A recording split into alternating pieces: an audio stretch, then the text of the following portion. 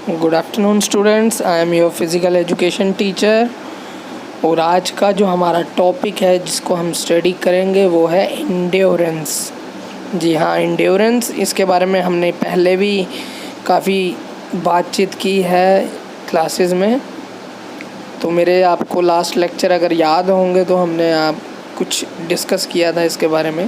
तो चलिए स्टार्ट करते हैं एंड्योरेंस। मेरे पास एक पॉइंट है या कह सकते हैं डेफिनेशन है समझने के लिए।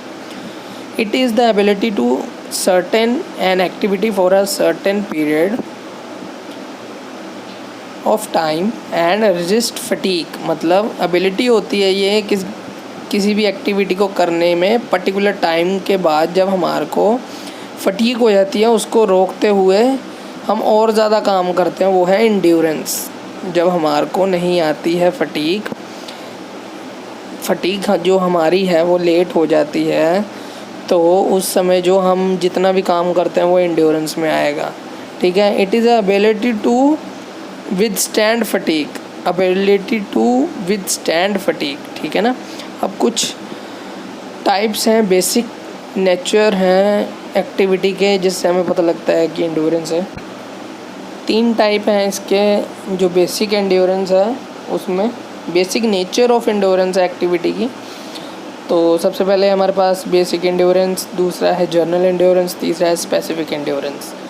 तो चलिए बात करते हैं बारी बारी से। सबसे पहले है बेसिक एंड्योरेंस। तो बेसिक एंड्योरेंस में क्या है? Basic endurance is the ability to perform movements in which large number of body muscles are involved. मतलब कि बेसिक जो एंड्योरेंस होता है वो एबिलिटी होती है, क्षमता होती है परफॉर्म करने की ऐसे मूवमेंट्स जिसमें हमारे जो बड़े मसल्स होते हैं वो इन्वॉल्व होते हैं। And the activity in perform at slow pace. जो एक्टिविटी हम परफॉर्म करेंगे वो बहुत ही स्लो स्पीड में करेंगे, स्लोली, लाइक जॉगिंग। ठीक है। For long duration such as jogging, walking. ये तो आपको समझ आ ही गया होगा, लंबे समय तक करना है, जैसे कि जॉगिंग, वॉकिंग, स्लो रनिंग और स्विमिंग। क्लियर। उसके बाद हमारे पास है जर्नल एंड्योरेंस। इसमें क्या होता है चलिए जानते हैं। It is the ability to resist fatigue satisfactorily cause by different type of activities may be aerobic. मतलब जो ये है इसमें क्या होता है कि जो फटीग है वो सेटिस्फैक्ट्रीली होती है। ठीक है। कॉज होती है डिफरेंट टाइप्स की मूवमेंट करने से। जो फटीग आती है वो डिफरेंट टाइप की मूवमेंट्स करने से आती है। उसके ये कारण हो सकते हैं जैसे कि एरोबिक्स।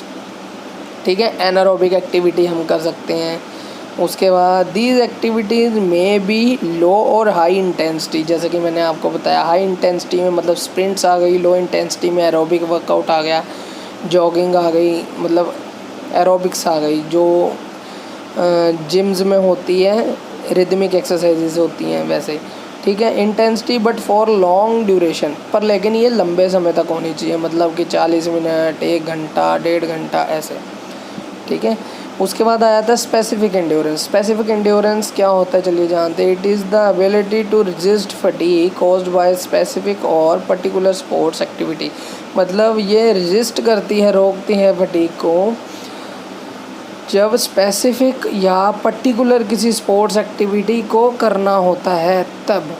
ये जो है स्पेसिफिक एंड्योरेंस, ये हमारे को तब काम आती है जब हम पर्टिकुलर किसी गेम के लिए वर्कआउट करते हैं। As nature of fatigue for different sports.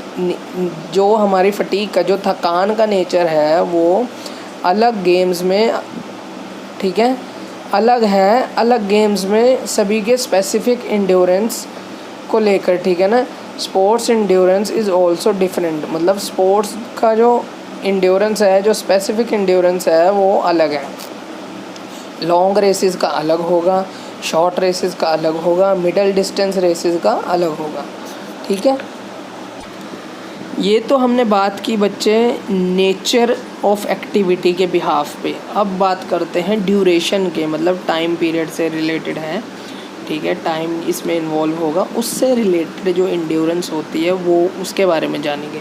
तो सबसे पहले है हमारे पास स्पीड इंड्योरेंस। स्पीड इंड्योरेंस में क्या होता है चलिए जानते हैं। एक एबिलिटी होती है फटीग को रेजिस्ट करने के लिए, वो भी 45 सेकंड्स तक। जैसे 400 मीटर की हम अगर स्प्रिंट या रेस करें तो ये एक एग्ज़ाम्पल है इसका, ठीक है। ये डिपेंड होती है आपके पावर और एनर्जी प्रोडक्शन के ऊपर। उसके बाद आता है शॉर्ट टर्म इंड्योरेंस, जिसमें ज़रूरत होती है रेजिस्टेंस ऑफ फटीग की, फटीग जैसी एक्टिविटीज़ के अंदर, ठीक है।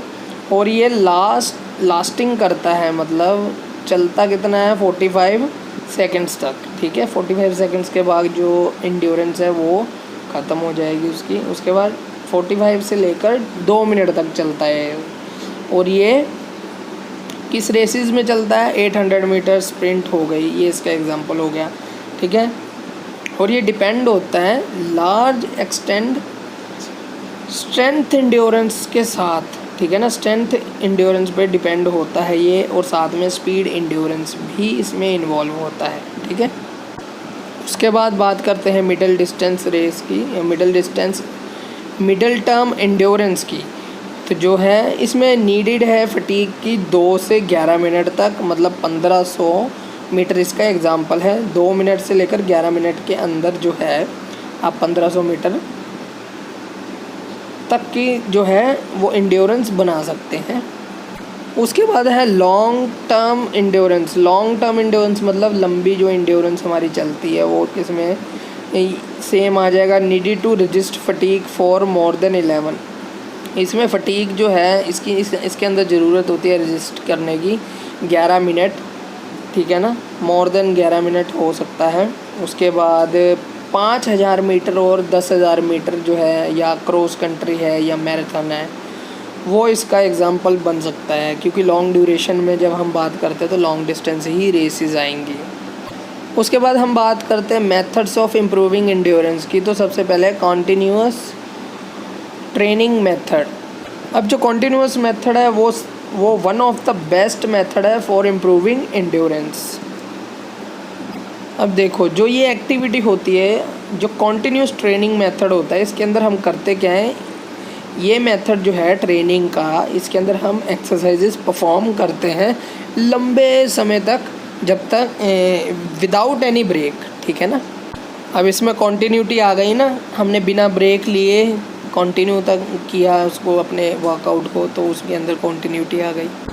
अब जो इंटेंसिटी हमने इसके अंदर रखनी है वो लो रखनी है। क्यों? क्योंकि हमने लॉन्ग ड्यूरेशन पीरियड तक करना है, इसको लॉन्ग ड्यूरेशन तक चलना है, तो इसलिए जो इसकी इंटेंसिटी है वो कम रखनी है। मतलब कि रनिंग जो करनी है वो लंबे समय तक करनी है, तो फिर मिडल टाइम तक करनी है, मतलब कि मिडल स्पीड तक करनी है या लो स्पीड तक करनी है, ठीक है।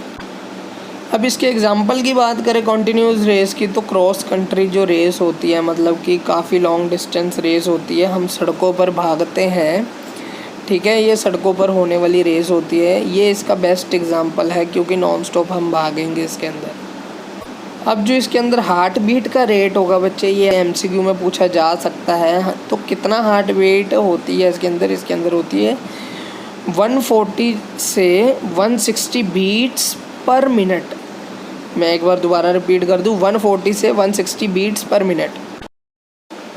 उसके बाद जो है ये 30 मिनट से तो कभी भी कम हो ही नहीं ना सकती, ठीक है ना। ये ड्यूरेशन जो है एक्सरसाइज की, it should not be less than 30 minutes, okay.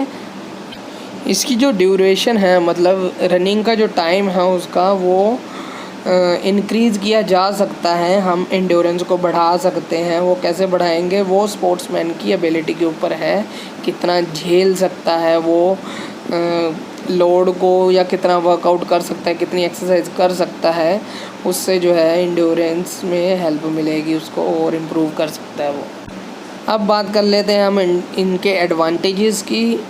तो सबसे पहले एडवांटेज जो है वो है ये जो ग्लाइकोजन है वो उसको बढ़ाएगा। ग्लाइकोजन में एनर्जी के लिए यूज़ होगा, ये ग्लाइकोजन बढ़ाएगा मसल्स में लीवर्स के थ्रू, ठीक है ना। लीवर से ग्लाइकोजन बढ़ेगा मसल्स में। और इसी के साथ it increases the size and number of mitochondria. Mitochondria का साइज़ और नंबर बढ़ाएगा ये। अब इसमें एफिशिएंसी होती है ना, जो हार्ट और लंग्स की, मतलब कितने बढ़िया तरीके से काम करना है कितने नहीं, वो इम्प्रूव करता है, ठीक है, वो इंक्रीज़ करता है, एनहांस करता है। Improve will power, will power क्या होती है, करने की दृढ़ता, मतलब साहस होता है जो काम आपने करना है उसको, ठीक है।